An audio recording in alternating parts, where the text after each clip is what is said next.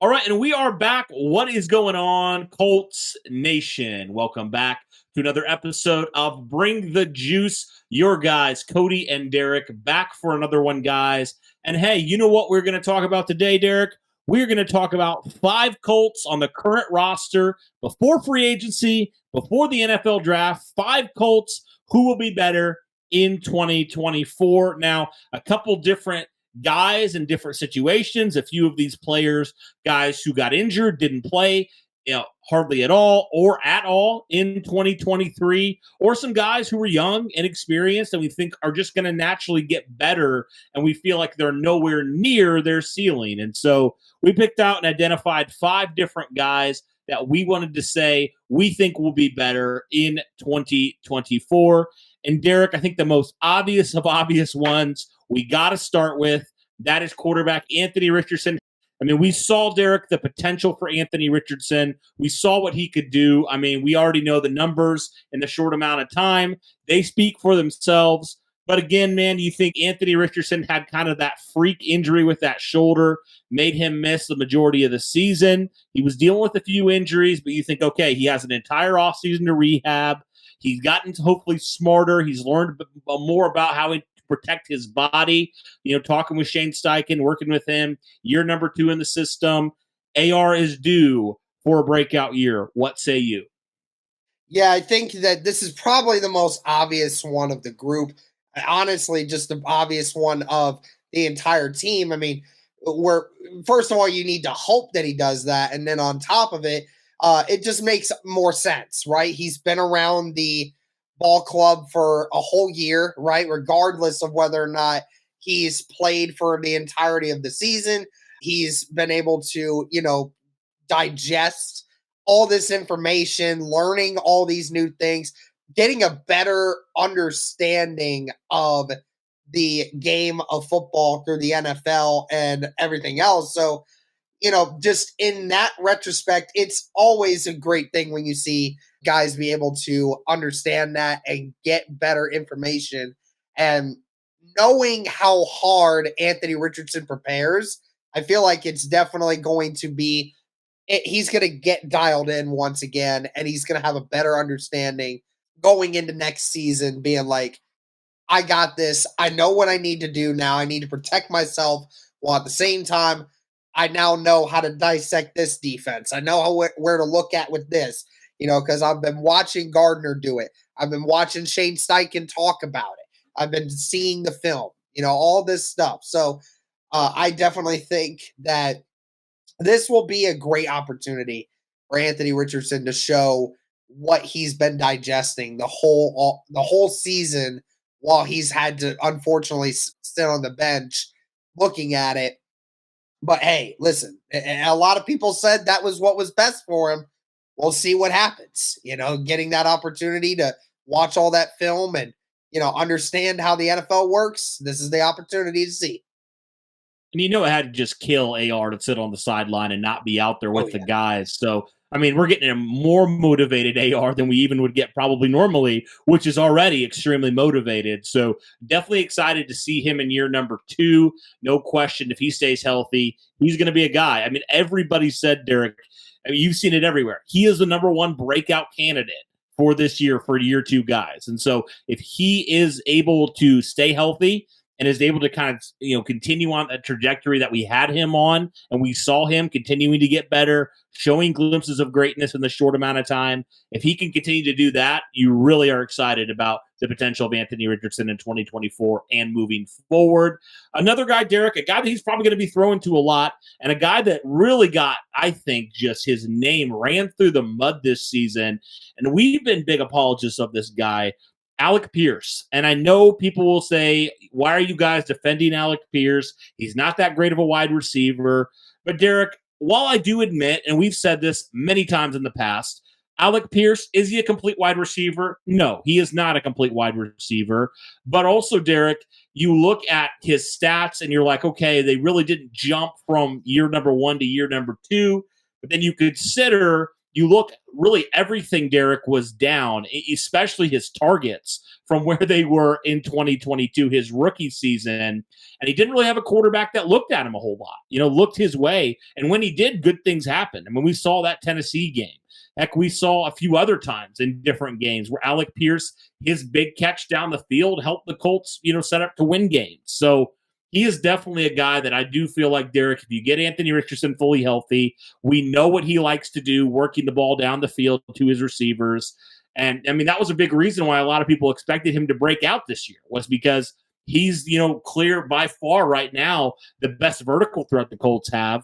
And AR likes to throw the ball down the field 20 plus yards. And also Shane Steichen and his offenses, typically when he's had his starting quarterback, they've been top 10 in terms of vertical yards down the field and 20 plus yard passes. And so talk to me about Alec Pierce and why we expect him to kind of take a leap here.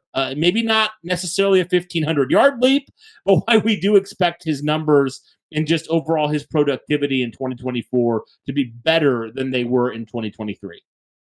When it comes to Alec Pierce, I mean, again, what we expect from him, it's not like, Cody, it's not like you and I are expecting this guy to become the next great wide receiver for the Indianapolis Colts. I mean, you and I have both been saying, you and I have both been sitting here saying that the Indianapolis Colts need to get better weapons. That's not really something that's been debated. The whole point is Alec Pierce's production has just not hit its peak yet, because when he was drafted in 2022, he was a rookie with an extremely raw skill set. And the few times that they attacked him down the field, he helped Indianapolis score and win football games.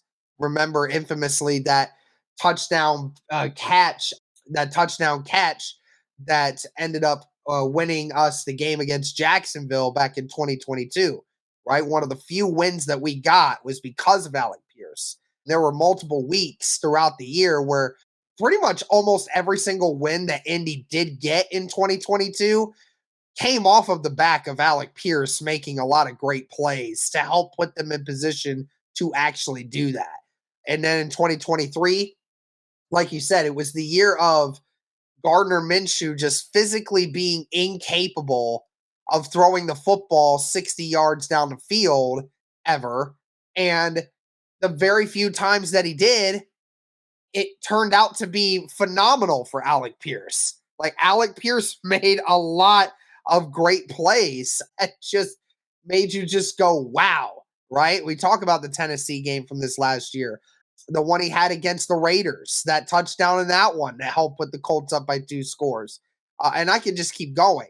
And we've seen the film. Like, for anyone that wants to know, I can give anyone that wants to know a 10-minute long clip, every single pass attempt that Alec Pierce was wide open on and Gardner Minshew just flat out either missed him or refused to throw the football to him.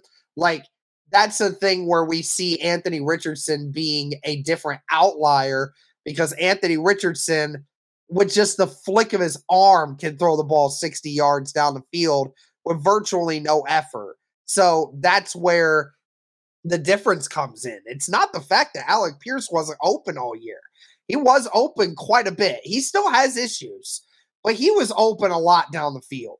And Indianapolis just did not do a great job of getting him the football. And I feel like that's going to be an emphasis this year. Jim Bob Cooter even talked about it, how that's just how the offense goes sometimes. But I think they're going to understand that with Richardson back, there's going to be a lot more deep shots next year for Alec Pierce.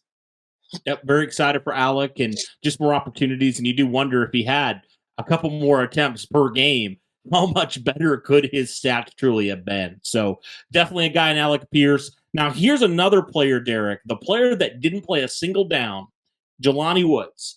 And I mean, yeah, of course, if he plays a single down, it's better than he did in 2023. But again, Derek, you saw what Jelani was able to do his rookie season, right? You really liked what he was able to do. I mean, he was a big play waiting to happen.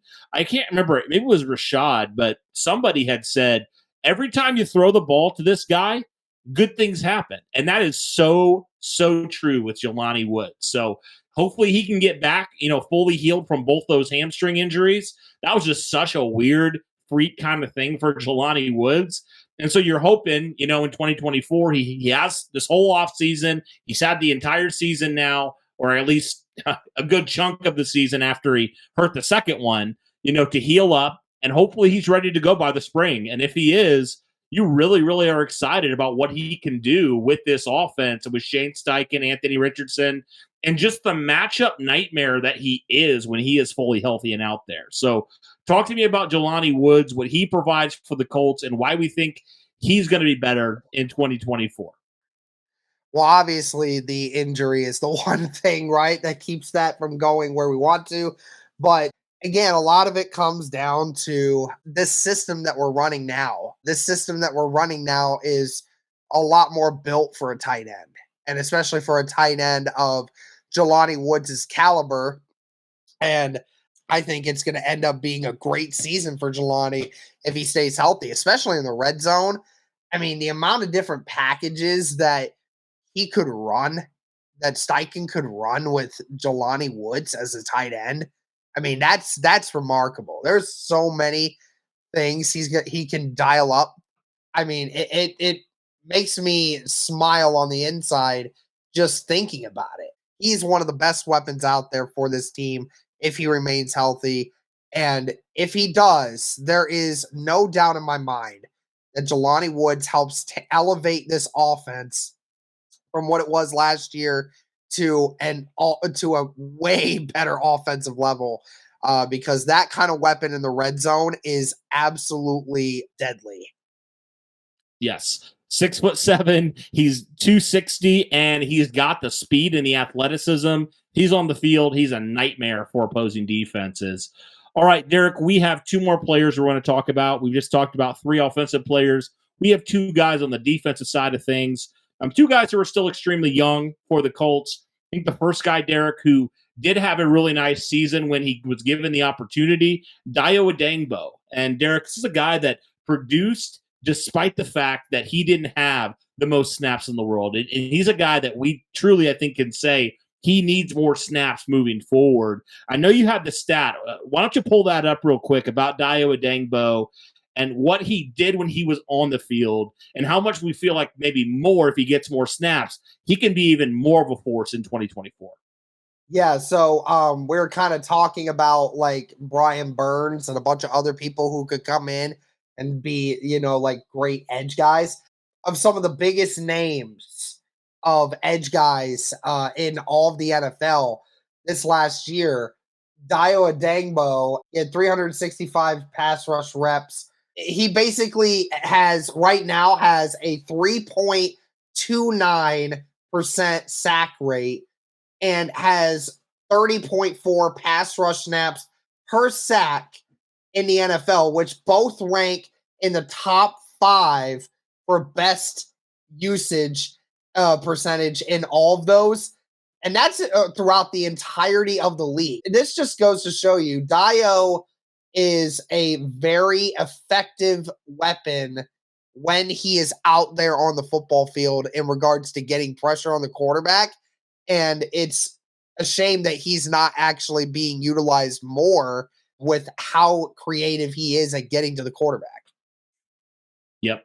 So definitely need to get him more snaps if you're the Colts. If you're Charlie Partridge, that's a guy that needs more snaps. And so definitely excited to see him moving forward. And Derek, if you give him more snaps, maybe you did find your elite pass rusher. I've never really given the Colts credit for that. But, if you look at that and you say you give Dayo starter reps, you give him those snaps, you never know, man. You never know how good he could truly be if you get him those snaps. So Dayo's a guy I love. And then the final guy was a rookie last year, had some ups, had some downs, had some injuries. But we do feel like Juju Brents has the makeup to be a really, really good corner in this league. He's got the size, he's got the speed, the athleticism to boot. And Derek, he's a guy that I think he showed a lot of things his rookie season when he was healthy. It was a weird thing where you were disappointed that he didn't play a lot, but you were also encouraged when he was on the field. So we all know how difficult life can be. Number one, just as a corner, but number two, as a rookie corner. And so with Juju Brents, you do feel like in year number 2, same system. He has a new assistant DB coach that hopefully is going to help elevate his game to another level. But you just feel like he knows the system a little bit now, and he's going to potentially be even better in 2024. Hopefully, stay healthy as well.